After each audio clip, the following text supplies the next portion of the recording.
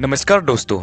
आज हम बात करने वाले हैं इंडिया की ऐसी पुरानी परंपरा के बारे में जिसे सुनकर शायद आप शॉक हो जाओगे।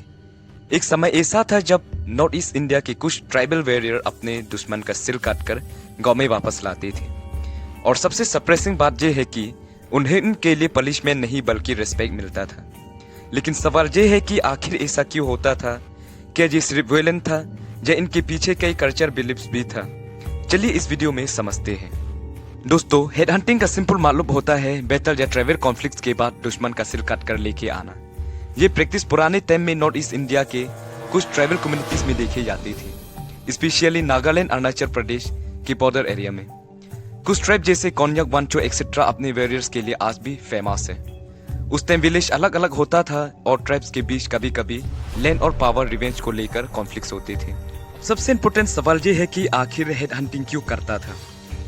दोस्तों, ये सिर्फ वॉयलेंस या नफरत नहीं माना जाता था, बल्कि उस समय के ट्राइबल बिलीफ्स बिल्कुल अलग था। अगर कोई भी वॉरियर्स एनिमी का हेड लेकर आता था तो उसको बहादुर या पावरफुल इंसान माना जाता था। उसकी सोसाइटी में इज्जत बढ़ता था।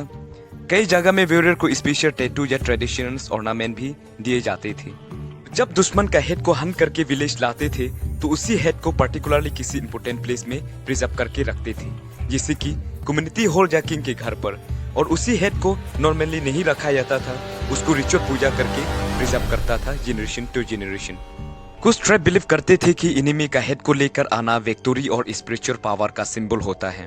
उनका मानना था कि इससे विलेज स्ट्रांग होता है और बुरी आत्मा से दूर होता है। और हेड हंट का एक इंपोर्टेंस पॉइंट था, जो विलेजर ज्यादा हेड हंट करता था उसी विलेज का किंग का इन्फ्लुएंस बढ़ता था और इसी विलेज को पावरफुल का नाम से जाना जाता था। लोग इसी विलेज को अटैक करने के लिए 100 बार सोचना पड़ता था। कुछ ट्रेडिशन बिलीफ के अकॉर्डिंग एनिमी का हेड लाने से क्रॉप्स अच्छा होता है और साथ ही साथ गांव को प्रोटेक्शन मिलता है। आज के टाइम में ये अजीब लग सकता है, लेकिन उस जमाने में लोग जीनियसली इन बिलीफ को मानते थे। उस टाइम ट्राइबल वॉरियर की लाइफ बहुत टफ हुआ करता था।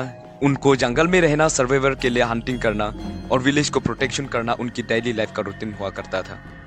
वॉरियर का ट्रेडिशनल हंटिंग टूल्स जैसे डाउ, स्पीयर और हैंडमेड वेपन्स यूज करते थे।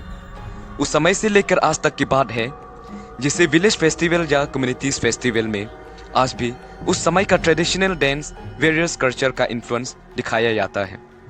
लेकिन धीरे धीरे सब कुछ बदलने लगा जब एजुकेशन, मॉडर्नाइजेशन, गवर्नमेंट लॉ और पीसफुल सोसाइटी के अंडर डेवलप होने के बाद हेड हंटिंग के ट्रेडिशन कम्प्लीटली खत्म हो गए। ये प्रैक्टिस लगभग 23rd सेंचुरी के मिडिल पीरियड के समय में ऑलमोस्ट खत्म हो चुका था। आज के टाइम में नॉर्थ ईस्ट के ट्राइब पीसफुल लाइफ जी रहे हैं, लेकिन अपनी कल्चर, लैंग्वेज, डांस, फेस्टिवल और ट्रेडिशंस को उस समय से लेकर आज तक प्रिजर्व करते आ रहा है। दोस्तों, एक बात है, किसी भी कल्चर को समझने के लिए पहले हमें उसका हिस्टोरिकल कॉन्टेक्स्ट को समझना जरूरी होता है। जो चीजें पुराने समय से नॉर्मल मानी जाती हैं, जरूरी नहीं है कि आज भी वो सही है। आज हम सब मॉडर्न सोसाइटी में रह रहा है, जहाँ पीस और ह्यूमैनिटी सबसे इम्पोर्टेंट होता है। आपको ये हिस्टोरिकल फैक्ट कैसा लगा? कि आप पहले से इस ट्रेडिशन के बारे में जानते थे? कमेंट में जरूर बताइए। अगर आपको नॉर्थ ईस्ट इंडिया के हिडन हिस्ट्री और कल्चर के बारे में और वीडियो चाहिए तो चैनल को सब्सक्राइब करना ना भूलें।